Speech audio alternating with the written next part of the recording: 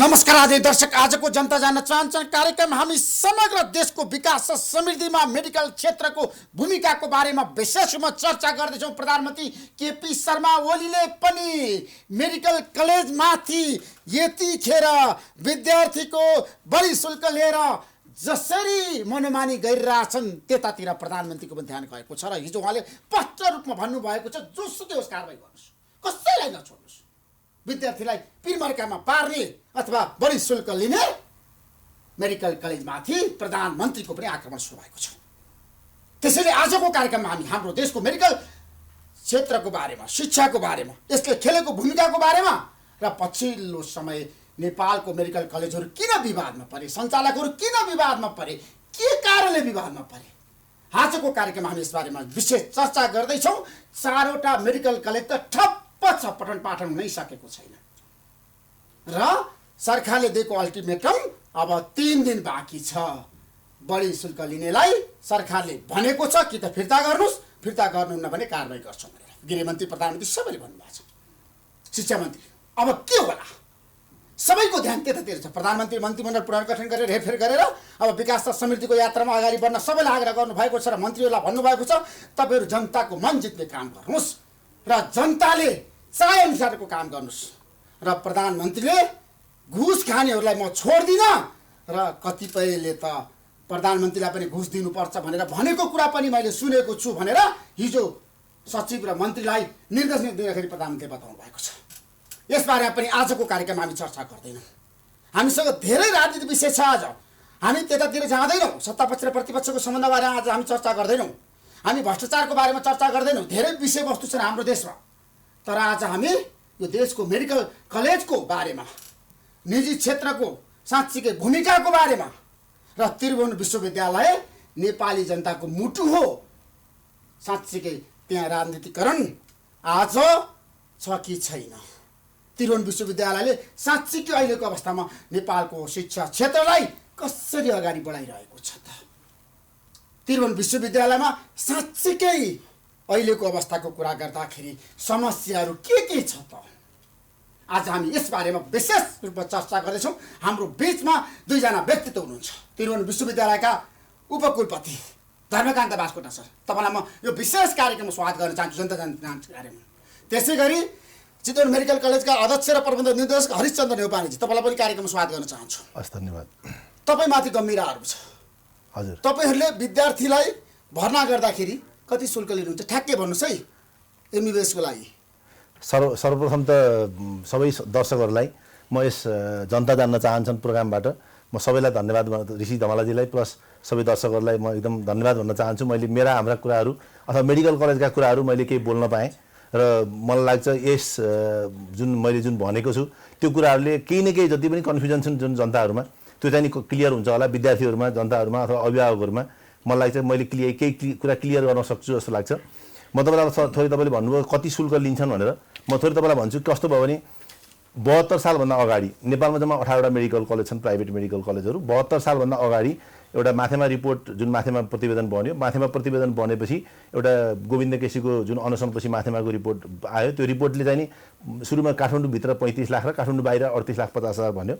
त्यो कुरा चाहिँ हामीले त्यहाँदेखि हाम्रो मेडिकल कलेजहरूको चाहिँ हाम्रो गुनासो के थियो भने त्यो कुरा चाहिँ सफिसियन्ट भएन, त्यसलाई चाहिँ कुनै पनि एउटा लजिक बिना, कुनै एउटा भनौँ न साँच्चैको स्टडी बिना त्यो रिपोर्ट आयो, त्यो रिपोर्ट आयो भन्ने कुरा भन्यौँ हामीले। त्यसपछि म त्यही भन्दैछु, त्यसै बेला आउँदैछु होइन, त्यो शुल्कदेखि नै विवाद आएको हो र हामीले त्यतिखेरदेखि भन्दै आएका छौँ। र त्यसपछि क्याबिनेटको शुल्कमा के भन्यो भने म तपाईँलाई भन्दैछु शिक्षण शुल्क भनेर तोक्यो। सुन्नुहोस् है त, हो कन्फ्युजन यही हो, म तपाईँलाई त्यही कुरा क्लियर गराउन चाहन्छु। शिक्षण शुल्क भनेको जस्तै बसमा जान्छ विद्यार्थीहरू, होस्टेलमा खान्छ, खाना बस्छ, होस्टेलमा बस्छ, एक्जाम हुन्छ, लाइब्रेरीको शुल्कहरू हुन्छ, त्यो शुल्कहरूमा पर्दैन। सुन्नुहोस् है त, हो त्यो शिक्षण शुल्क हामीले आजको दिनमा 42,45,000 लिन्छौँ शिक्षण शुल्क। त्यसो सुन्नुहोस्, हो म त्यही कुरा भन्दैछु, होइन 6 लाख म तपाईँलाई बाहिर आएको कुरा। भन्दैछु, म भन्दैछु त तपाईँलाई, हामीले हो त्यो 6 लाख रुपियाँ हामीले किन लिएको म तपाईँलाई भनिदिन्छु भने 6 लाख होला, फरक होला, कसैले 4 लाख लियो होला, कसैले 6 लाख, कसैले 10 लाख लियो होला। ठिक छ, र जस्तै हामीले 6 लाख रुपियाँ लिएको छौँ, हामीले भनेका छौँ जहाँसुकै, र काठमाडौँ युनिभर्सिटीले पब्लिसै गरेको छ नोटिसहरू, यति लिने भनेर प्रत्येक कलेज अनुसार निकालेको छ। म तपाईँलाई भन्दैछु, हो त्यो सुन्नुहोस्, 46 लाख रुपियाँ लिनुहुन्छ होइन, म त्यही कुरा भन्दैछु, हो त्यो 46 लाख रुपियाँ जुन तपाईँले भन्नुभयो नि एक्स्ट्रा पैसा, त्यो भनेको के हो भने चितवन मेडिकल कलेज अथवा चाहिँ भरतपुर मेडिकल कलेज अथवा सबै मेडिकल कलेजहरूलाई कि चाहिँ काठमाडौँ युनिभर्सिटीले चिठी लेखेर दिएको छ। तपाईँले, म यहाँ तपाईँलाई देखाउन सक्छु, एकछिन म देखाउँछु तपाईँलाई। जस्तो हामी इन्स्टिच्युट अफ मेडिसिनबाट एफिलिएटेड अथवा त्योबाट एफिलिएटेड संस्थाहरूलाई त्रिभुवन विश्वविद्यालयको इन्स्टिच्युट अफ मेडिसिनले तपाईँहरूलाई चाहिँ 42,45,000 शिक्षण शुल्क हो, अन्य शुल्क लिन पाइन्छ भनेर देखाएको छ। अहिलेको अवस्थामा चितवन मेडिकल कलेजले विद्यार्थीहरूसँग 48 लाख रुपियाँ लिएको कुरा पनि बाहिर आएको छ।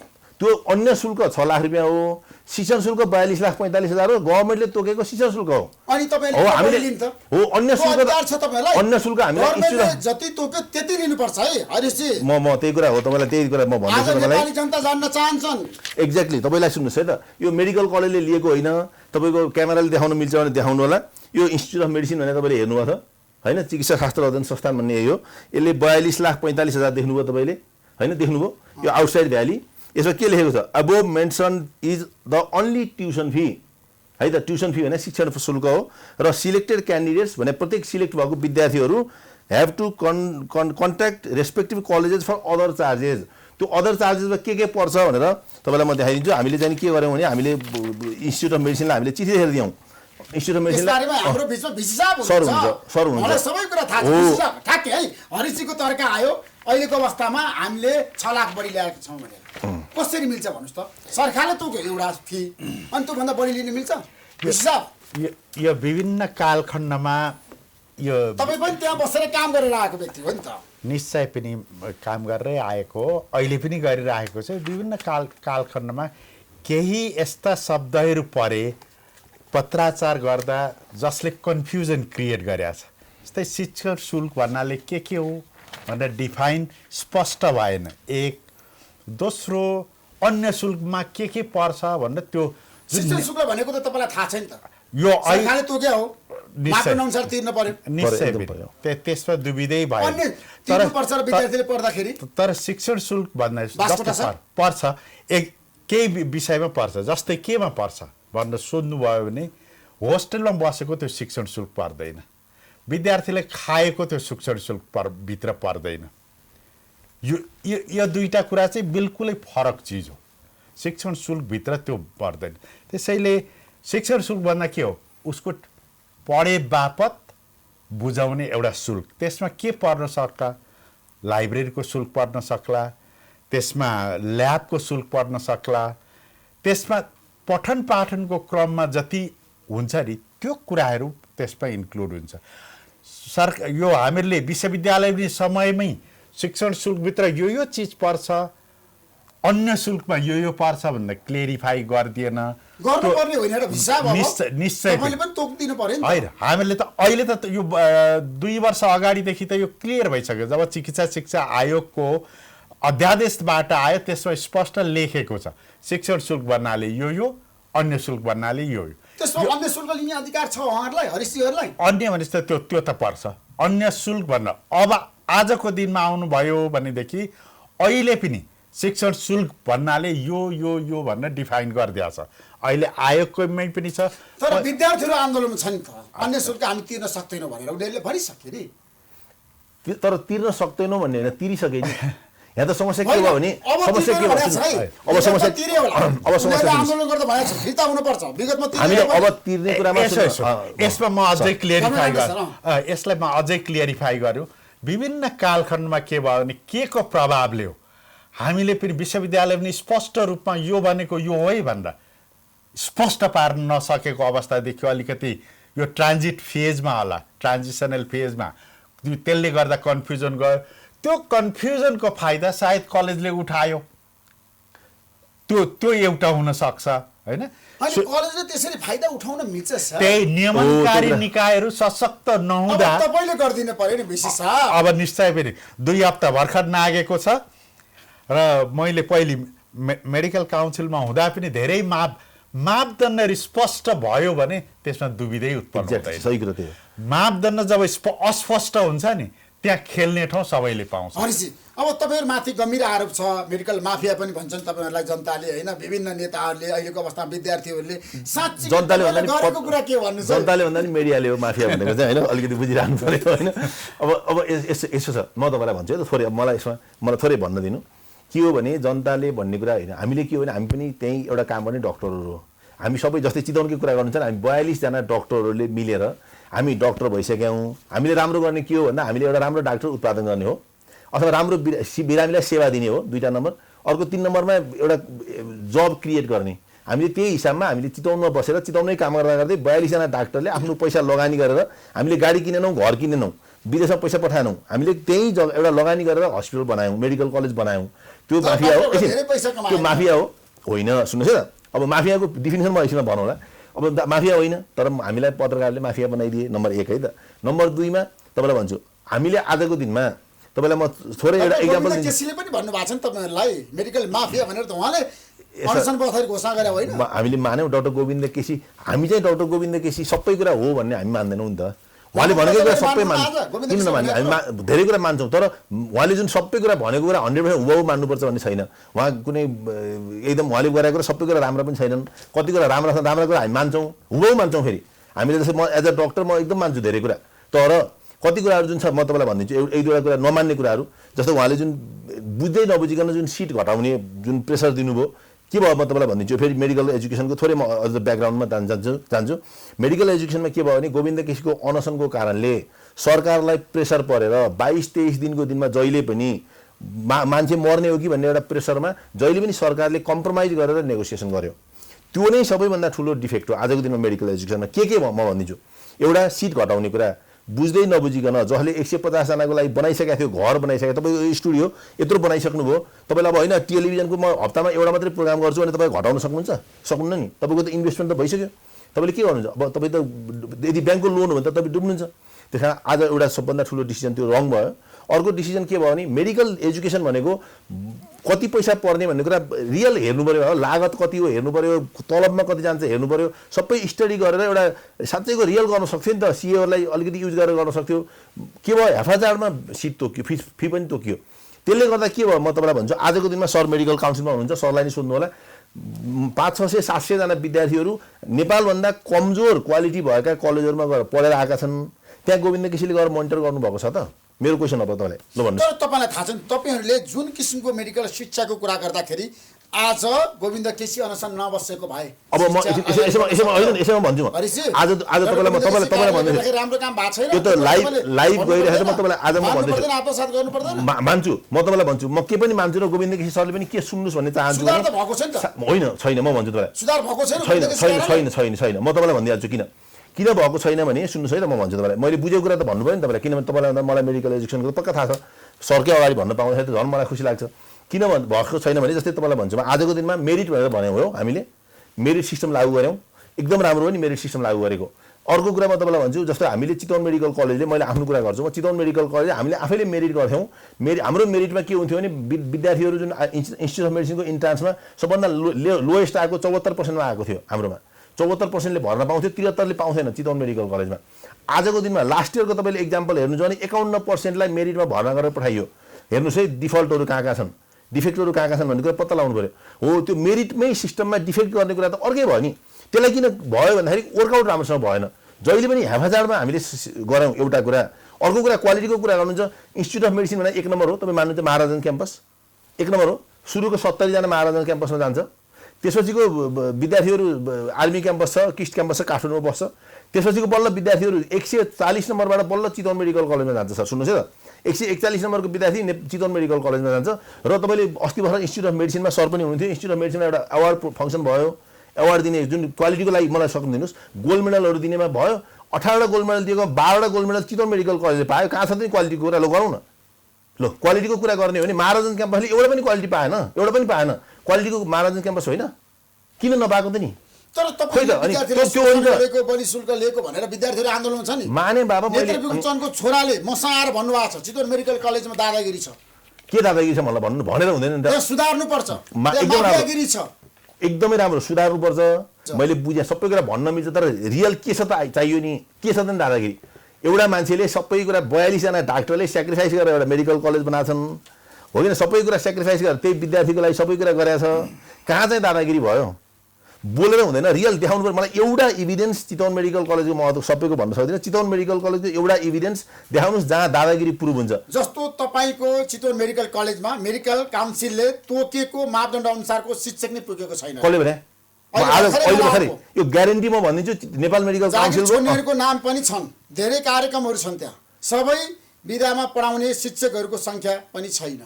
ल म तपाईँलाई भनिदिन्छु, आजको दिनमा नेपाल मेडिकल काउन्सिलमा त्रिवेणी विश्वविद्यालयमा सर त मेडिकल काउन्सिलको चेयरम्यान प्लस अहिले भिसी सर हुनुहुन्छ होइन। सरकै अगाडि म भन्दैछु, नेपालमा बेसिक साइन्सको फ्याकल्टी हेर्नुहोस्, नेपालको कुरा गर्दैछु म, मेरो चितवनको भरतपुरको कुरा होइन, नेपालको बेसिक साइन्सको फ्याकल्टी सबैभन्दा बढी फुलफिल भएको कुन कलेज हो भनेर हेर्नुहोस्, 1 नम्बरमा चितवन मेडिकल कलेज आउँछ। कहाँ चाहिँ दादागिरी भयो? 2 नम्बरमा क्लिनिकल फ्याकल्टिजहरू सबैभन्दा बढी स्पेसलिस्टहरू भएको मेडिकल कलेज कुनै हो भने चितवन मेडिकल कलेज हो। अब कहाँ चाहिँ फ्याकल्टी पुगेन त नि? तर पूर्ण रूपमा शिक्षकहरूको सङ्ख्या तपाईँले फ्याकल्टी भनेको शिक्षक हो नि, फ्याकल्टी भनेको शिक्षक त हो नि, शिक्षक चाहिँदैन त्यहाँ। त्यो फ्याकल्टी भनेकै शिक्षक हो बाबा। आएको तथ्याङ्कहरू त्यो तपाईँले हेर्नुहोस् न, म त तथ्याङ्क देखाइदिन्छु। फ्याकल्टी झुटो बोल्नु भएको छ, विद्यार्थीहरूले पैसा लिनु भने भन्नुभएको छ। पैसा होइन लिएको छैन, हामीले बकाइदा हामीले भनेको शिक्षक शुल्क ठ्याक्कै भन्नुहोस् है, अहिलेको अवस्थामा निजी मेडिकल कलेजहरूले बढी पैसा लिएको छ कि छैन? यो लिएको छ भन्ने कुन शीर्षकमा लिएको छ भन्ने कतिपयले यो रसिद काटेरै दिएका छन्। यो शीर्षकमा यो प्रयोजनको लागि मैले लिएको भनेर भनेका छन्। शिक्षण शुल्क बापत भनेर यो त्यति बेला सरकारले जे तोकेको त्यो लिएको छ। अतिरिक्त शुल्क भनेर जे केही शीर्षकहरू उहाँहरूले राख्नु भएको छ, किनभने त्यो राख्ने ठाउँ कहाँ भयो भन्दा अन्य शुल्कहरू भनेर जति बेला भन्यो नि, त्यो अन्य शुल्क भन्ने तपाईँले बिपिकेआइएसपीहरूमा नि अन्य शुल्क देखिन्छ, काठमाडौँ विश्वविद्यालयमा नि अन्य शुल्क देखिन्छ। यहाँ पनि यो अन्य शुल्क भन्दा विद्यार्थीहरू आन्दोलनमा छ नि, यो निश्चय आन्दोलनमा आयो त विद्यार्थीहरू।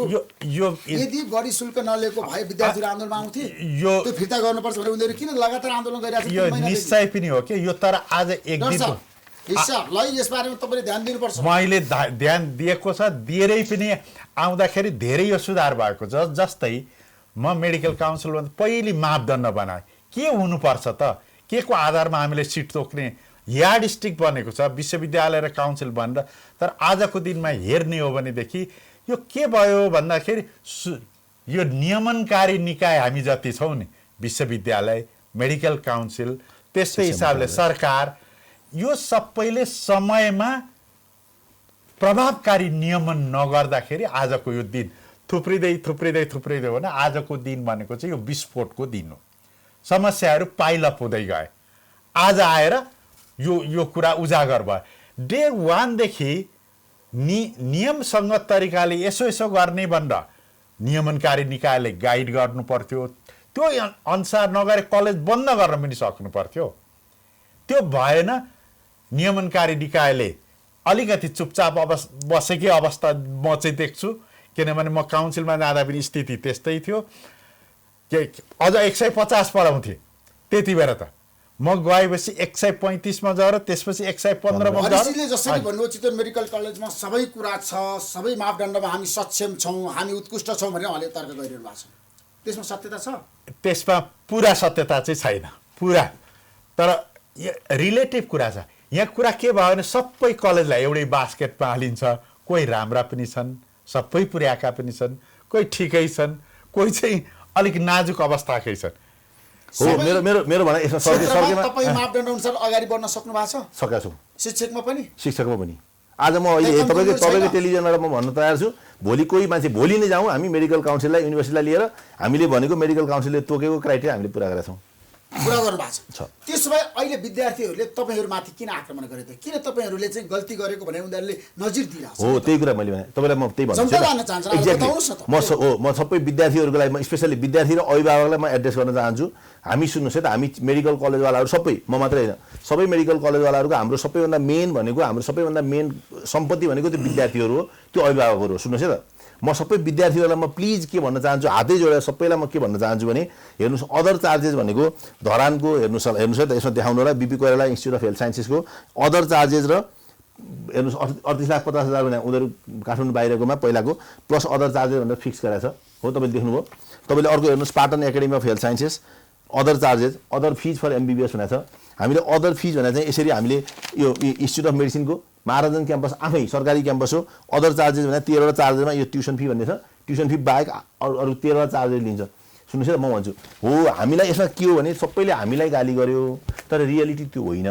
सबै विद्यार्थीहरूलाई अभिभावकहरूले त मलाई भनेका छन् हरिशजी तपाईँ कहाँ पढ्ने विद्यार्थीहरूलाई तपाईँहरू चाहिँ भर्ना गर्नुहुन्छ, कतिपयले पैसा तिर्न सक्दैनन्। तिर्न नसकेपछि जब बिचमा विद्यार्थी पढिरहेको हुन्छ नि MBBS पढिरहेको हुन्छ नि अनि तपाईँहरू घरमा फोन गर्नुहुन्छ अभिभावकहरूलाई, तर्साउनुहुन्छ, धम्की दिनुहुन्छ र भन्नुहुन्छ पैसा पठाउनु 4 लाख 5 लाख नत्र भने तिम्रो विद्यार्थीलाई हामी फिर्ता पठाइदिन्छौँ। मलाई एकजना विद्यार्थी देखाउनुहोस् न। मलाई मैले बुझेँ एकजना विद्यार्थी, एकजना धेरै चाहिँदैन मलाई, धेरै गर्नै पर्दैन। मलाई एकजना विद्यार्थी जसले साथै फोन गरेको मलाई देखाउनुहोस् न, सकिहाल्यो नि। मैले बुझेँ त। म आजको दिनमा म भन्दैछु नि त तपाईँकै टेलिभिजनबाट मलाई कोही विद्यार्थी एकजनाले तर म भन्छु हजुरलाई हाम्रो एकाउन्टमा हाम्रो एडमिनिस्ट्रेसनमा हाम्रो के इन्स्ट्रक्सन छ भने कोही पनि विद्यार्थी पैसा तिरेर नतिरेको कारणले एक्जाममा बस्न नपाउने नबनाउनुहोस्। आजको दिन एकजना देखाउनुहोस् न मलाई, सकिहाल्यो नि। किन्तु तपाईँले भनेको कुरा ठिक छ होला, कहीँ चल्या होला, तर चितवन मेडिकल कलेजमा आजको दिनसम्म हामीले कसैलाई पनि एक्जाममा कसैले लिएर आएर भन्नुहोस्। जबकि गभर्मेन्टको स्कलरसिपमा जाने मान्छेहरूलाई म तपाईँलाई भनिदिन्छु आज पनि गएर हेर्नु होला, होस्टेलको फ्री गरिरहेको छौँ हामीले, खानाको फ्री गरिरहेको छौँ। उसले 1 रुपियाँ पनि तिरेको छैन। कति विद्यार्थीहरू छन् हामीसँग जुन गभर्मेन्टमा गएको छ विद्यार्थीहरू, उनीहरूसँग पैसा छैन। कलेजमा स्वास्थ्य परीक्षण गर्न निकै महँगो छ अरे नि, कति पैसा लिनुहुन्छ भन्नुहोस् न त, मलाई जनता जान्न चाहन्छ। कति राम्रो कुरा, एकदम राम्रो कुरा सुन्नु। हामीले आजको दिनमा सुन्नुहोस् है त, एकदम राम्रो कुरा। हाम्रो चितवन मेडिकल कलेजमा आज एभरेजमा 1800 जना बिरामी आउँछन् ओपिडीमा, 1800 जना, इमर्जेन्सीमा 100 जना बिरामी आउँछन्। आजको दिनसम्म 12 वर्ष भयो मेडिकल कलेज चलाएको, कसैले मलाई भन्नुहोस् इमर्जेन्सीमा आएर पैसा छैन भनेर फर्केर गएको कुनै इमर्जेन्सीमा म भन्दैछु ओपिडीको दिनुपर्छ, हामीले दिन्छौँ। म त्यही कुरा भन्दैछु। र आज 50 रुपियाँमा प्रत्येक बिरामीले 1800 बिरामीले 50 रुपियाँमा जताउने हामी नै हो, चितवन मेडिकल कलेज नै हो। धेरै मेडिकल कलेजहरूले गर्छ, तपाईँले एउटा मान्नुहोस्। मेडिकल कलेज हो कि नर्सिङ होम? मेडिकल कलेज हो। हामीले तपाईँले कुनै पनि चार्जेस काम गर्नुहुन्छ तपाईँहरू कसरी हामी नर्सिङ होमको चार्ज राख्छौँ? मलाई एउटा चार्ज देखाउनुहोस् न जुन नर्सिङ होमको जस्तो छ। आजको दिनमा विकास समितिको सुन्नुहोस्, म तपाईँलाई एउटा इक्जाम्पल दिन्छु। हामीले इन्सुरेन्स लागू गऱ्यौँ नेपालमा। इन्सुरेन्सको जुन स्वास्थ्य बिमा भयो त्यो बिमामा सबभन्दा पहिलो लागू गर्ने चितवन मेडिकल कलेज हो। सुन्नुहोस्, गभर्मेन्टसँग मिलेर त्यो बिमामा लागू गर्दाखेरि बिमाको चार्जेसहरू, स्वास्थ्य बिमाको चार्जेसहरू हाम्रोभन्दा धेरै महँगो थियो। तपाईँलाई म प्रुफ चाहिन्छ देखाइदिउँ, सफ्टवेयर प्रिन्ट गरेर म ठ्याक्कै भनौँ यो कस्तो छ। कतिपय मेडिकल कलेज छन् ओपिडीमा निशुल्क पैसै नलिएर टिकट बाँडेर बेच्ने मेडिकल कलेज पनि नेपालमा नभएका होइनन्। तपाईँ हाम्रै सर्वश्रेष्ठ सबभन्दा पुरानो वीर अस्पतालमा जानु भने कति तिर्छ त? टिकट बापत तिर्छ नि, निशुल्क त छैन। त्यसैले अघि भने नि हामीले हाम्रो बानी के भयो भने एउटाले गल्ती गर्यो भने सबैलाई चाहिँ एउटै बास्केटमा राख्ने, त्यसो होइन। त्यसो नेपालका मेडिकल कलेजहरूले राम्रा काम गरेका छन् भने तपाईँको तर्क र निष्कर्ष निश्चय फेरि 3टा चाहिँ राम्रो काम गरेको म भन्छु। के राम्रो काम भन्नुहोस् मेडिकल कलेज? नम्बर 1 हाम्रो आज मेडिकल पढ्नेको डिमान्ड कति छ? मेरो काउन्सिलको डाटा लास्ट इयरको हेर्ने हो भनेदेखि करिब 2900 जना MBBS र BDS पढ्न चाहन्छन्। सरकारको सिट कति छ त? 350 जति छ। अरू त्यत्रो मान्छेलाई रोक्ने काम कसले गर्यो त? मेडिकल कलेजले गर्यो। 1 त्यसैले मेडिकल एजुकेसनमा जुन हाम्रो असंख्य संख्यामा बाहिर जाने हो त्यो त रोकेको छ नि, करिब झन्नै। तर अहिले त धेरै गइराछन् सर, बेसी साहब। यसो गोविन्द केसीले जुन सिट घटाइदिए नि त्यही कारणले बाहिर जानु पर्यो। म क्लियर गर्छु, माग छ देशमा करिब 2900 को सप्लाई छ। हामीले सबै मेडिकल कलेज सबै सरकार दिँदा 2200 को हाराहारीमा। त्यसैले त्यो पोखिएर गएको हो। नम्बर 1 गइरहेको त्यही र त 2200 को दुर्भाग्य हो नि त हाम्रो देशको लागि हो। त्यसैले तपाईँले के सल्लाह दिनुहुन्छ? एलिट क्वालिटीमा विद्यार्थीलाई पढ्न जानबाट रोक्नको लागि स्वदेशमै हामीले उच्च शिक्षा राम्रो क्वालिटीको एजुकेसन दिनको लागि के गर्नुपर्छ? तपाईँ VC साहबको नाताले बताउनुहोस्। त्रिभुवन विश्वविद्यालयको उपलब्धि जियोग्राफिकल डिस्ट्रिब्युसन र पपुलेसनको डेन्सिटीको आधारमा मेडिकल कलेजको स्थापना गर्नुपर्छ। त्यसमा डे 1 देखि नियमन गर्नुपर्छ। छाडा छोडिदिनु हुँदैन। यो छाडा छोडिदिएको उपज हो। त्यसैले एउटा मेडिकल एजुकेसनमा त करिब 1800 विद्यार्थीहरूको त एब्जर्प्सन मेडिकल कलेजले गरेछ। एक इम्प्लोइमेन्टको कुरा गर्नुहोस् न त, 18वटा मेडिकल कलेजमा 3 सिफ्टमा एउटा हस्पिटल काम गर्दा कति मान्छेले रोजगारी पाएका? हाम्रो 1570 जना गाडी छन्। एउटा त्यसको राम्रोलाई त राम्रो भन्न जान्नु पर्यो नि, एक यो दोस्रो कुरो भयो। तेस्रो तपाईँले स्वास्थ्य सेवा त दिएका होला नि, जस्तै राप्तीपारी मेरो नजरमा म जति बेर मेडिकल स्टुडेन्ट्स थिएँ, यो त्यहाँको मेडिकल कलेज बनेको करिब करिब 1996 मा होला। सरकारले सब स्पेसियालिटी सेवा पुर्याउन सकेको थिएन। त्यो कलेजले त न्युरो सर्जरी, युरो सर्जरी, त्यस्तै हिसाबले कार्डियक सेवा त पुर्यायो नि। र यत्रा मेडिकल कलेजको हेर्नुहोस् त आजको दिन दुर्गममा खोइ त मेडिकल कलेज हो, त्यो दिनु बनानी प्रदेशमा खोइ त। ठिक हो, यही कुरा हुनु, त्यो कसले गर्नु पर्थ्यो, दिने काम कसले गर्नु? हरिसिको पनि हो नि, हामीलाई दिनुहोस् न, सरकारले लेखेर दिनुहोस् न, हामी गराउँछौँ। तपाईँको गाडी ल दुर्गममा गएर खोलो, हामी गरिहाल्छौँ नि। योग्य जनसङ्ख्या उत्पादन गर्नको लागि आज निश्चय गन्तव्य बन्न सक्छ। सर मैले बुझेको सुन्न, सबैले मेचीमा बिएनसी हस्पिटल मेडिकल कलेज बन्यो, अहिलेसम्म एफिलिएसन नपाएर दुःख पाइरहेको छ, कोलासिसवाला स्थिति छ। म दुईटा कुरा भन्छु के, राम्रो काम गरेकोलाई राम्रै भनौँ, यो तीनटामा त छ नि मेडिकल कलेजको, तर विकृति र विसङ्गति पनि नभएको चाहिँ होइन कि। एउटै मात्र एक्जाम्पल दिन्छु, यो सबैले सुनेको नेपालको मेडिकल डिक्सनरीमा 2टा शब्द थपिएका छन् मेडिकल यो कलेजहरूको कारणले, खडे बाबा, लडे बाबा भन्ने कहाँबाट आयो त भने यो विकृतिको पराकाष्ठ हो। यो चाहिँ मान्नै पर्छ। यो मेडिकल कलेजले मानुन् नमानुन्, यो पहिले शब्द नेपाल थिएन। 2008 अगाडि खोज्नु भने पाउनुहुन्न, तर तपाईँहरूबाट धेरै पपुलर भयो खडे बाबा र लडे बाबा। हेर्नुहोस्, बिरामी पनि आर्टिफिसियल, पढाउने मान्छे पनि आर्टिफिसियल। यो विकृतिको पराकाष्ठ हो कि होइन? एउटा पार्ट हो। पराकाष्ठ रोक्न अब तपाईले सक्ने कि नसक्ने? सक्ने पक्कै पनि सक्ने, तर पहिले नसकेको कारणले गर्दा यो स्थिति उपज भयो। छाडा छोडिदिनु भएन। देशभरि तपाईँहरू मान्छे छन्, सबै मान्छे खन्याएका छन्, बुझिरहेछु, विद्यार्थी खन्याएका छन्, नेताहरू पनि खन्याएका छन्, सरकार पनि कारबाही गर्नुपर्छ र सरकारले पनि प्रश्नमा भनेको छ। अब अहिलेको अवस्थामा ठ्याक्कै बिरामीको पैसा तपाईँहरू रौन्जेरसम्म होइन उपचार गर्नुहुन्छ, जति पैसा छ, जब पैसा सकिन्छ अनि फर्काउनुहुन्छ अरे बिरामीहरूलाई। पैसा चाहियो अरू उपचार गर्न भनेर भन्नुहुन्छ, त्यो त दायित्व। त्यो मेडिकल कलेजमा चाहिँ म चाहिँ भनौँ हजुरलाई एउटा कुरा, मेडिकल कलेजमा कुनै पनि मेडिकल कलेज, नेपालको कुनै पनि मेडिकल कलेज, मेरोमा हाम्रो चितवनको मात्रै होइन, कुनै पनि मेडिकल कलेजले बिरामीलाई उपचार गर्दा पैसा सकियो भने फिर्ता गर्दैन। ल म त ग्यारेन्टी गर्छु, ग्यारेन्टी गर्छु, हामीले पनि गरेको छैन, अरूले पनि गर्दैन। ल तपाईँको अस्पतालमा उपचार गराउनको लागि कति व्यक्ति आउँछन् दिनमा 1800 जना आउँछन् ओपिडीमा। घरबार दिन कति भए उपचार गर्दा गर्दै? त्यो त हामीलाई इकोनोमिक स्ट्याटस त थाहा छैन हामीलाई, तर म तपाईँलाई भनिदिन्छु आजको दिनमा नसकेर छ नि, घरबार दिन भएका पनि छन्। म तपाईँलाई एउटा कुरा भन्छु, सुन्नुहोस् एकछिन, म त्यसलाई भनिदिन्छु, त्यसलाई म भनिदिन्छु, एकदम राम्रो कुरा भन्नुभयो तपाईँले। म 2टा कुरा भन्छु यसमा के छ भने, एउटा मेडिकल कलेजमा के फाइदा छ तपाईँलाई भनिदिन्छु भने, मेडिकल स्टुडेन्टको हामीले पैसा लिन्छौँ, अनि त्यो स्टुडेन्टको पैसा हामीले चाहिँ के हुन्छ भने मेडिकल हस्पिटल, टिचिङ हस्पिटलमा सब्सिडाइज ट्रिटमेन्ट गर्छौँ। त्यसकारण नर्मल्ली नेपालमा चाहिँ जति पनि मेडिकल कलेजका टिचिङ हस्पिटल छन् त्यहाँ अलिकति सस्तो उपचार दिन सम्भव भएको छ, त्यो चाहिँ राम्रो पार्ट हो है त। तर अर्को के हो तपाईँले बुझ्नुपर्ने भने, आजको दिनमा मेडिकल उपचार चाहिँ अलिकति महँगो छ। तपाईँले भने जस्तो एकदम सही कुरा, जस्तै मैले नै गएर कहीँ उपचार गराउनु पऱ्यो भने मैले जग्गा बेच्नुपर्ने हुनसक्छ। त्यो समस्या त मेडिकल कलेज हरिसको समस्या होइन, नेपालको समस्या हो। त्यो त सरकारले बुझ्नु पर्दैन, मेरो समस्या होइन, मैले बुझेँ, मेरा समस्या होइन नि ती त। चितवन मेडिकल कलेजले समस्या समाधान गर्न सक्दैन। मैले हामीले के हेर्ने, हामीले जस्तै म तपाईँलाई भन्छु, नेपाल म तपाईँलाई यही कुराको म जवाफ दिन्छु। आजको दिनसम्म म तपाईँलाई ग्यारेन्टी के गर्छु भने, मैले एकजना पनि बिरामी चितवन मेडिकल कलेजले फर्काएको छैन। म तपाईँलाई ग्यारेन्टी नै गर्छु त्यो कुरा। र अर्को कुरा होला, कोही मान्छे जुन तपाईँले भन्नुभयो सम्पत्ति सकिएको त्यो चाहिँ हो, त्यसमा चाहिँ सरकारले हेर्नु पर्यो। हाम्रो त के छ भने चार्जेसहरू बाहिर डिस्प्ले गरेका छौँ, हेर्नुहोस् गएर हेर्नु होला, तपाईँले पनि जाँदाखेरि थाहा हुन्छ। हाम्रो चार्जेसहरू अरूभन्दा सस्तो हुन्छ, तपाईँलाई जानकारीको लागि।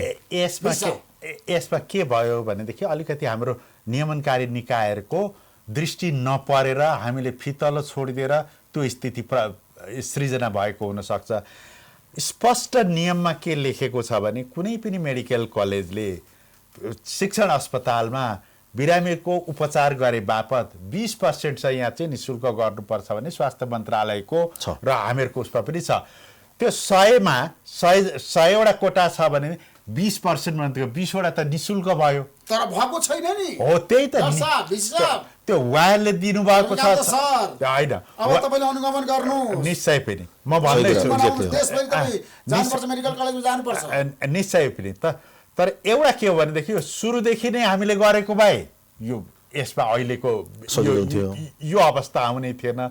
सुरुमा चाहिँ मैले भने नि कलेजहरूले बेमानी किन गरे भन्दा नियमनकारीले राम्रो नियमन गरिदिएनन् अनि काम गर्दा भयो अवस्था यो आउने थिएन। त्यसैको आज यो विस्फोट भएको चाहिँ त्यो पाइला भएको यो सबै भएको तपाईँले जे कुरा उठाउनु भएको छ सबैमा भएको छैन। फेरि सबैमा काहीँ कुन हदसम्म भएको छ काहीँ कुन हदसम्म भएको छ। तर यो सुरुमा हामीले विकृति र विसङ्गति भित्र्याउँदा नियमन नगरेर आज यो स्थिति आएको। तपाईँकै कुरासँग म सहमत हुँदै हरिसिंहलाई एउटा प्रश्न सोध्न चाहन्छु। अब तपाईँहरूका उपचार गर्न बिरामी आउँछन् सरकारी कोटामा नि तपाईँले चाहिँ उपचार गराउनु पर्छ पैसा नलिकन पनि गराउनु पर्छ। हामीले मजासँग गरेछौँ हामीले मजासँग गरेछौँ तपाईँले पैसा लिनु भएको छ होइन हो तपाईँले यो कुरा म त्यही भन्दैछु जानु होला हाम्रो आज अहिले तपाईँले सुन्नु अहिले तपाईँले अहिले नै भन्दैछु तपाईँलाई अहिले तपाईँसँग कुनै क्यामेरा छ भने तपाईँले क्यामेरा लिएर गएर लाइभ देखाउनुहोस् हाम्रोमा निःशुल्क बिरामी छ गएर हेर्नु होला। स्वास्थ्य मन्त्रालयले गएर नियमन गरिरहेको हुन्छ गएर हेर्नु होला हामीले दिएका छौँ। म आज अहिले पनि भन्दैछु आजको दिनमा अहिलेको अवस्थाको कुरा गरौँ आजकै दिनको कुरा गरौँ त आजको कुरा गरौँ। तपाईँको अस्पतालमा मेडिकल कलेजमा अहिले उपचार गर्नलाई 100 जना आएको छ भने 20 जनाले फेरि पाउँछन्। हाम्रो यसो छ स्वास्थ्य मन्त्रालयको 10% हो हामीले 10% फ्री दिन्छौँ। 10% मात्रै स्वास्थ्य मन्त्रालयको 10% हो 10% हो स्वास्थ्य मन्त्रालयको 10% छ निर्देशिकामा। मन्त्रालयको निर्देशिकामा 10% एउटा निश्चित हामीले 10% निःशुल्क 10% म भनौँ तपाईँलाई चितवन मेडिकल कलेजको कुरा गर्नुहुन्छ भने 10% होइन 20% दिएको छौँ हामीले गएर हेर्नु होला। अहिले नै म भन्दैछु तपाईँलाई लाइभ फोटो देखाउनुहोस् म तपाईँलाई गरेर देखाइदिन्छु फ्री कति छ भन्ने कुरा आजैको दिनकै अहिलेको कुरा गर्छु। तपाईँले निःशुल्क उपचार गर्नु पर्यो भने खाली छैन जानुस् पछि आउनुस् भने भन्नुहुन्छ रे होइन भने क्या त्यस्तो होइन त्यस्तो कुरा त्यो इभिडेन्समा कुरा गर्नु त्यो होइन। यो ठ्याक्कै त म भन्न सक्दिनँ तर हाम्रो नियममा 10% या 20% अघि 20% भने म ठ्याक्कै भन्दा तर त्यो दुईटा चिज एउटा नेपाली लगानीकर्ताले 10% निःशुल्क छात्रवृत्ति दिनुपर्छ त्यो चाहिँ म गर्वका साथ भन्छु यो चाहिँ पुरा भएको छ। एक तर उपचार त निःशुल्क गर्दा के हुन्छ हाम्रो देशमा राम्रो शिक्षा राम्रो हुन्छ एकदम राम्रो चलाउन राम्रो एकदम राम्रो। ल म भनौँ तपाईँलाई आजको दिनमा गभर्मेन्टले रेट फिक्स गरिदियोस् गभर्मेन्टले हामीलाई पेमेन्ट गर्ने सिस्टम बनाइदियोस् म चितवन मेडिकल कलेजमा फ्री उपचार गर्न रेडी बिलिङ गरौँ चलाउँ एकदम राम्रो। तर स्वास्थ्य मन्त्रालयको मान्छे हुनु पर्यो अर्थ मन्त्रालयको मान्छे हुनु पर्यो। एउटै कुरो के भने हामीले बस चलाउन सक्छौँ हुनुपर्ने पनि त्यही हो कति सुन्दर हुन्थ्यो होला तर त्यसको त्यो लगानी गरे बापत त्यो लगानीको व्यवस्था चाहिँ कसले गर्छ त्यो त सुनिश्चित हुनु पर्यो नि। जस्तै म टिचिङ हस्पिटलमा काम गर्ने अहिले पनि म त्यहीँको फ्याकल्टी हो हामीले हाम्रो जस्तै 40वटा बेडमा करिब 4वटा बेड फ्री हुन्छ। आगामी दिनमा नेपाल सरकारले त्यतातिर ध्यान दिनुपर्छ है। ठ्याक्कै मलाई बताउनुहोस् अहिलेको अवस्थामा अब विद्यार्थीहरू आन्दोलनमा छन् उनीहरूले शुल्क जसरी पनि फिर्ता गर्नुपर्छ भनेका छन् अब तपाईँहरू के गर्नुहुन्छ पठन पाठन पनि ठप्प छ। अब म यसमा थोरै मेडिकल कलेजमा म थोरै कुरा गर्छु है त गण्डकी मेडिकल कलेजमा करिब आजभन्दा 10 महिना अगाडि यही शुल्कको बारेमा विवाद भयो। त्यसपछि सरकारले एउटा चाहिँ नि पार्लियामेन्ट्री कमिटी बनायो शिक्षा तथा स्वास्थ्य संसदीय समिति भन्ने उनीहरूले सबै मेडिकल कलेजमा गएर बुझेर आएको छ रिपोर्ट दिएको छ। त्यो रिपोर्टलाई त्रिभुवन विश्वविद्यालय हाम्रो त नियमनकारी भनौँ न हाम्रो मेन भने त्रिभुवन विश्वविद्यालय हो। त्रिभुवन विश्वविद्यालयको कार्यकारी परिषदले पनि एउटा चाहिँ डिसिजन गरेर हामीलाई पठाइसकेको छ चिठी कि तपाईँले चाहिँ जुन पहिलो वर्षको छ 75-76को सेसनको जुन विद्यार्थीहरूको समस्या छ त्यो सेसनको समस्यामा चाहिँ फलानु शुल्क यो शुल्क जस्तै म तपाईँलाई नाम लिँदा इन्स्टिट्युसनल फी सम्बन्धन शुल्क अनि त्यसपछि internship fee community fee exam fee भन्ने जुन 4-5 शुल्कहरू छन् यदि तपाईँले ब्याङ्कमा डिपोजिट गर्नुभएको छ र ट्याक्समा तिर्नु भएको छ भने त्यसलाई चाहिँ नि समायोजन गरेर त्योभन्दा बाँकी पैसा चाहिँ नि तपाईँले आउने किस्तामा समायोजन गर्ने भनेर हामीलाई इन्स्ट्रक्सन दिएको छ। हामी त्यसमा मान्न तयार छौँ र त्यो कुरामा चाहिँ अहिले पनि भनौँ न हामी एउटा मेडिकल कलेजले दुईटा मेडिकल कलेज भन्दा पनि ओभरअल सबै 18 मेडिकल कलेजको कुरा भएको भएर सबैलाई हुने गरी एउटा चाहिँ मलाई चाहिँ शिक्षा मन्त्रालय र सरहरू पनि एकदमै कोसिस गरिराख्नु भएको छ। मलाई चाहिँ 1-2 दिनमा यो कुरा त्यसो भए तपाईहरु बढी लिएको शुल्क फिर्ता गर्नुहुन्छ, सरकारले बनाएको पोलिसीमा तपाईहरु लाग्नु। हामी सरकारले बनाएको सरकारले अथवा विश्वविद्यालयको वक्तव्यले तपाईहरुले आत्मसात गर्नुहुन्छ। त्रिभुवन विश्वविद्यालयले भनेको र सरकारले भनेको हामी सधैँ मान्छौँ, हामी त्यसमा एकदमै सधैँ मान्ने। अब समस्याको समाधान हुने भयो त, उहाँले भन्नुभयो हामी मान्छौँ, सरकारले जे भनेको छ बढी शुल्क लिएको छ भने हामी फिर्ता गर्छौँ भने भन्नुभएको छ। अब त्रिभुवन विश्वविद्यालयले के गर्छ? मध्यस्थता गर्नु पर्यो तपाईहरुले। हैन, मध्यस्थता सुरु गरिसकेको छ। मैले कलेजहरू सबैलाई विश्वविद्यालय बोलाएर भनिसकेको छु कि यो स्थिति कसरी सृजना भयो, कहाँनिर कमी कमजोरी छ भन्दा उहाँले जुन कुरा उठाउनु भएको छ। मैले विद्यार्थीहरूसँग पनि एक चरणमा सुरु म भाइस चान्सलर नियुक्ति भएको सायद तेस्रो चौथो दिनमा एकचोटि कुरा गरिसकेका थिएँ मैले। अब हिजो पनि म आफू जान पाइनँ, मेरो यो कामको प्रेसरले गर्दा मैले मान्छे खटाएको थिएँ र विद्यार्थीसँग एक अर्को चरणमा कुरा, तिमीहरूको माग के हो, कलेजले के दिन सक्छ भन्दा यो करिब करिब मिल्ने स्थितिमा आएको छ। तपाईँलाई थाहा छ वीरगञ्ज मेडिकल कलेजमा आन्दोलन भइरहेछ, मारपिट छ, तपाईँले त्यतिर ध्यान दिनु भएन? ध्यान दिइराखेको छ हामीहरूले, किन ध्यान नदिनु, ध्यान दिइराखेको छ। अब सबैमा हामीहरूको विश्वविद्यालय हरेक 24 घण्टा उपस्थित भएर बस्न त सक्दैन। यो इन्सिडेन्टहरू के भएको हामीले छानबिन गरिराखेका छौँ। दोषी पाइयो भने कलेजलाई हामी कारबाही गर्छौँ। त्यसो भए सरकारले तोकेको मापदण्डभन्दा विपरीत गरेर कसैले बढी शुल्क लिएको छ भने तपाईँहरू कारबाही गर्नुहुन्छ? निश्चय। फेरि त्यसमा जोसुकै होस् त्यसमा किन? सरकारको छ नि कनेक्सन र रिलेसन त सबैसँग छ, मेडिकल माफियाहरूसँग छ। त्यो तपाईँहरूले देख्दा होला, ठुला नेताहरूको प्रभाव छ मेडिकल क्षेत्रमा, लगानी छ, भइरहेछ। त्यो पनि होला, त्यो पनि म मान्न तयार छु। तर म चाहिँ फेरि मान्दिनँ नि, म त विधि सङ्गतले जे देख्छ त्यही गर्ने मान्छे हो होइन। कसको कनेक्सन कहाँ छ म त्यो खोजी गर्दैन नि, म खोजी गर्ने मान्छे पनि होइन। तपाईँले मेरो विगत हेर्नु भने नेपाल सरकारले मन्त्री परिषदको निर्णय 2 चोटि गरेको चिज पनि मैले यो मान्न सकिँदैन भनेर नमानेको तपाईँ मेरो विगत हेर्नु भने देखेकै छ। दबाब हुन सक्छ त्रिभुवन विश्वविद्यालयको उपकुलपति जहाँबाट नि दबाब आउँछ होइन, दबाब खेप्नु मेरो कर्तव्य हो होइन। तर दबाबको भरमा परेर गलत बाटोमा चाहिँ मेरो म गर्दिनँ, जसुकैले भन्नुहोस्। अब तपाईँहरूमाथि पनि, किनभने 4वटा मेडिकल कलेज बन्द छ, वीरगञ्ज मेडिकल कलेज, कास्की गण्डकी, चितवनको, अब तपाईँकै भयो रूपन्देहीको युनिभर्सल मेडिकल कलेज। अब के गर्ने, त्यहाँ पठन पाठन ठप्प भएको छ, तपाईँहरूले त्यहाँ साँच्चीकै बढी पैसा लिएकै हो त? हामी 4वटा कलेजको कुरा गर्छु म तपाईँलाई भनिहाल्छु एकपल्ट फेरि अघि कुरा अहिले पैसा बढी लिएको रिपिट गर्छु। त्यही त म त्यही कुरा भन्दैछु, पैसा बढी लिएको भने केलाई बढी लिएको हो यसमा कन्फ्युजन म तपाईँलाई ठ्याक्कै म भनिदिन्छु। तपाईँ विद्यार्थीको तर्फबाट म तपाईँलाई भनिदिन्छु के कन्फ्युजन भएको। हामीले के भनेको छौँ भने शैक्षिक शुल्क भनेर गभर्मेन्टले तोक्यो, शिक्षण शुल्क भनेर ट्युसन फी हो, अन्य शुल्क भनेर जुन इन्स्टिच्युट अफ मेडिसिनले अथवा धरानले अथवा काठमाडौँ युनिभर्सिटीले पाटन हस्पिटलले भने जस्तै गरेर हामीले अन्य शुल्क भनेर एउटा फिक्स गऱ्यौँ। गभर्मेन्टलाई हामीले त्यो कुरा जानकारी दियौँ इन्स्टिच्युट अफ मेडिसिनलाई, अनि उहाँहरूले पनि काठमाडौँ युनिभर्सिटीले पब्लिसै गर्नुभयो वेबसाइटमा यो अन्य शुल्क लिने भनेर। भनेपछि हामीले त्यही आधारमा हामीले लियौँ। सुन्नुहोस् है त, हामी के छ भने हामीले अन्य शुल्क हामीले त्यहाँनिर लिगल्ली लिएका छौँ भनेर हामीले हाम्रो अन्डरस्ट्यान्डिङ। विद्यार्थीको अन्डरस्ट्यान्डिङ के छ भने त्यो जुन अन्य शुल्क भनेर जुन हामीले लिएका छौँ त्यो लिन नपाइने छ, गलत भयो भन्ने छ। किन रियालिटी कुरा गर्नुपर्ने हो। अब त्यसको कन्फ्युजनको लागि एउटा समिति बन्यो, त्रिभुवन विश्वविद्यालय छ, काठमाडौँ विश्वविद्यालय छ, विश्वविद्यालयले अब केही न केही नेगोसिएसन गरेर के हो रियालिटी भनिदिनु पर्छ। हामी चाहिँ त्यसलाई दुइटै कुरालाई मान्न तयार छौँ। त्यति हो। किन विद्यार्थीहरूले आन्दोलन थालेको पनि 3 साता बित्न लागिसक्यो। सही कुरा हो। तर तपाईँहरूले शुल्क फिर्ता गर्नु भएको छैन अहिलेसम्म है। फिर्ता गर्ने होइन, समायोजन गर्ने भन्ने कुरा छ। समायोजन गर्न हामीले रेडी छौँ। तपाईँले मान्नु भएको छैन, नटेरेको कुरा प्रधानमन्त्रीले पनि भन्नु भएको छ। यस्तो छ, सरकारले पनि प्रधानमन्त्रीले दिएको निर्देशन तपाईँले मान्नुहुन्छ? आज मान्छौँ, मान्नै पर्छ, नमान्ने भने प्रधानमन्त्रीले भन्नु भएको छ जोसुकै कारबाही गर्नुहोस्, शुल्क बढ्लिनलाई कारबाही गर्नुहोस् भनेर प्रधानमन्त्रीले स्पष्ट रूपमा भन्नुभएको छ। हामीसँग त मैले अघि नै भनिसकेँ, हामीले बढी लिएकै छैनौँ, हामी त्यही कुरा भन्दैछौँ। हामीले शिक्षण शुल्क कहाँबाट लिएको छैन, त्यही कुरा शिक्षण शुल्क हामीले 42 लाख, शिक्षण शुल्क 42 लाख 45 हजार हो। सुन्नुहोस् न, म भन्छु त, शिक्षण शुल्क शिक्षण शुल्क भने 42 लाख 45 हजार हामीले त्यति नै लिएका छौँ। अन्य शुल्क इन्स्टिच्युट अफ मेडिसिनले भनेअनुसार हामीले लिएका छौँ अथवा काठमाडौँ युनिभर्सिटीले भनेअनुसार लिएका छौँ।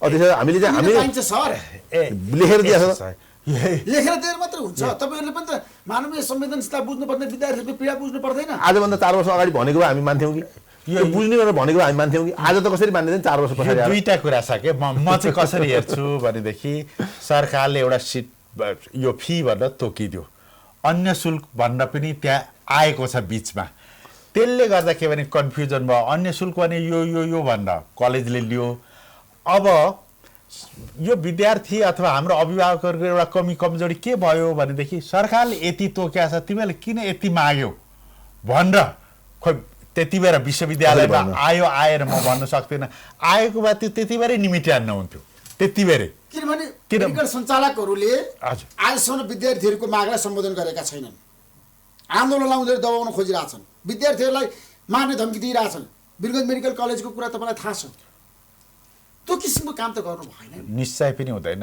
बेसी साहब यो निश्चय पनि हुँदैन त्यस्तो गयो दबाब दियो कुटपिट गर्यो अब हामीले छानबिन गर्छौँ ठ्याक्कै छानबिन गर्दा त्यो भयो भने त त्यसको कारबाही हुन्छ जोसुकै होस् हरिशजी तपाईँ पनि अब लामो समय छ नि मेडिकल क्षेत्रमा प्रगति र उन्नतिको लागि लागेको व्यक्ति हो तर तपाईँहरूमाथि जुन आरोपहरू त विद्यार्थीले पनि लगाएका छन् विभिन्न नागरिक समाजका उहाँहरूले पनि भनेका छन् अब यसबारेमा आगामी दिनमा हामी बहस गरौँला धरनामा बसेकालाई धम्काउनुको कारण के भन्नुहोस् त राति तपाईँहरूले दुःख दिने कारण के तपाईँहरू किन दुःख दिनुहुन्छ विद्यार्थीहरूलाई किन धम्काउनुहुन्छ भन्नुहोस् त अब म हजुरलाई भनौँ है त धरना बस्दा विद्यार्थीलाई किन तानेर ल्याउनुहुन्छ तपाईँहरू हामीले गर्नुहुन्छ किन प्रतिकार गर्नुहुन्छ हरिशजी हामीले हाम्रो लागि मैले अघि नै पनि भने विद्यार्थीहरू सुन्नुहोस् म भन्छु यो कुरा म तपाईँलाई भन्न चाहन्छु विद्यार्थी र अभिभावक नै हाम्रो सबैभन्दा ठुला सम्पत्ति हुन् हामीले कहिले पनि विद्यार्थीलाई नेगेटिभ कुरा गर्न गर्दैनौँ म आज पनि भन्दैछु गरेका पनि छैनौँ र गर्दा पनि गर्दैनौँ किनभने हाम्रो सबैभन्दा मेन गहना भनेकै त्यही विद्यार्थी हो अब विद्यार्थीलाई नै नेग्लेक्ट गरेर कसरी चलाउने कलेज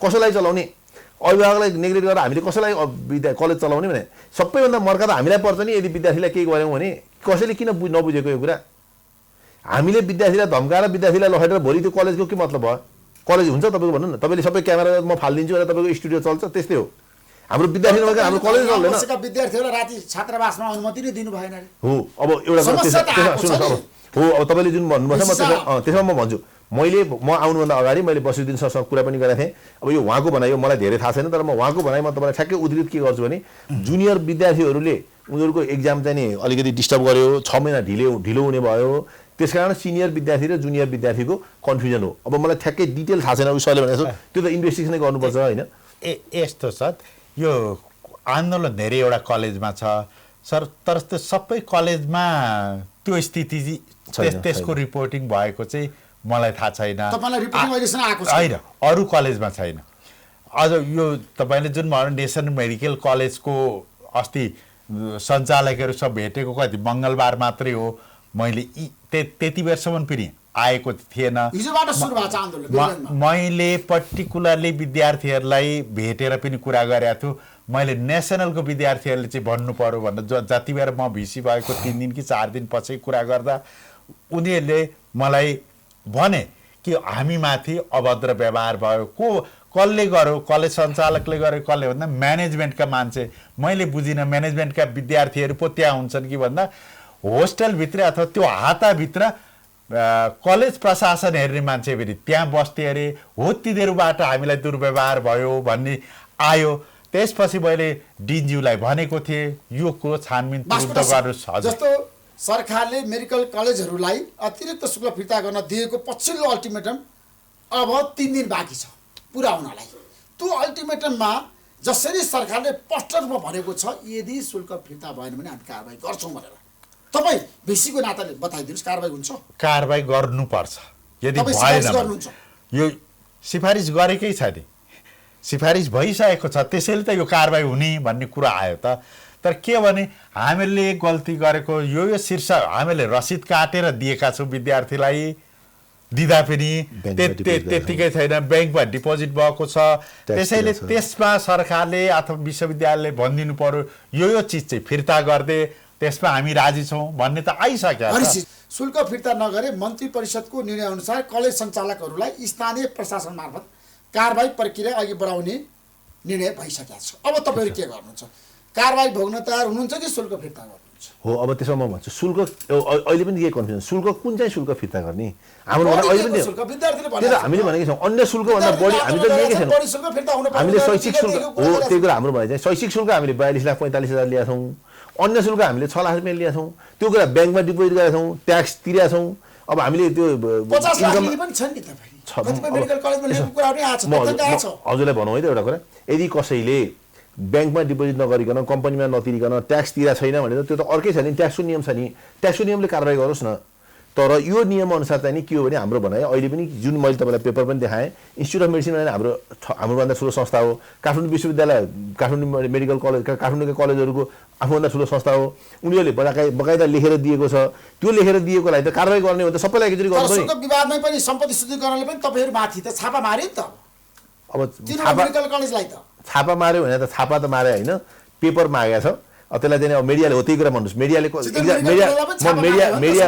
मिडियाहरूलाई त म सबैलाई अहिले पनि के रिक्वेस्ट गर्न चाहन्छु भने जुन छापा मार्यो भने जुन बेलामा पत्रिकामा आइरहेको थियो जम्मा हामीलाई एउटा सानो फर्म यस्तै फर्म एउटा चाहिँ नि गएर यो विवरणमा आएको कोही मान्छे पनि गएको छैन त्यहाँ न छाप कलेजहरू सञ्चालक उच्च तहका कर्मचारी र उनीहरूका नातेदारको सम्पत्ति छानबिन प्रक्रिया अगाडि बढाउनु पर्यो नि बढाओस् त्यसलाई बढाउनु पर्यो हामी त एकदम स्वागत गर्छौँ होइन त्यसलाई हामी स्वागत गर्छौँ एकदम राम्रो कुरा हो त म त स्वागत गर्छु यसमा दुई किसिमले हेर्नुपर्छ जस्तो लाग्छ एउटा जस्तै रसिदै काटेर दिएका छन् हामीले यो शीर्षकमा यति पैसा ल्याछौँ यो शीर्षकमा यति पैसा ल्याछौँ यो एक खाले त्यो छ त्यसमा हामीलाई फिर्ता गर्न पनि यो अबै ठर्ने बित्तिकै अथवा बढी लिएको छ भने त्यो फर्काउनु समस्या भएन तर अर्को थरी पनि यहाँ कुरा आउँछ अब त्यो चाहिँ हामी प्रमाण नभइकन त भन्न भएन दुईजना लिने दिने मिलेर लिएको चाहिँ के गर्ने त मेडिकल कलेज सञ्चालकहरूको एउटा तर्क आउँछ भनाइ पनि आउँछ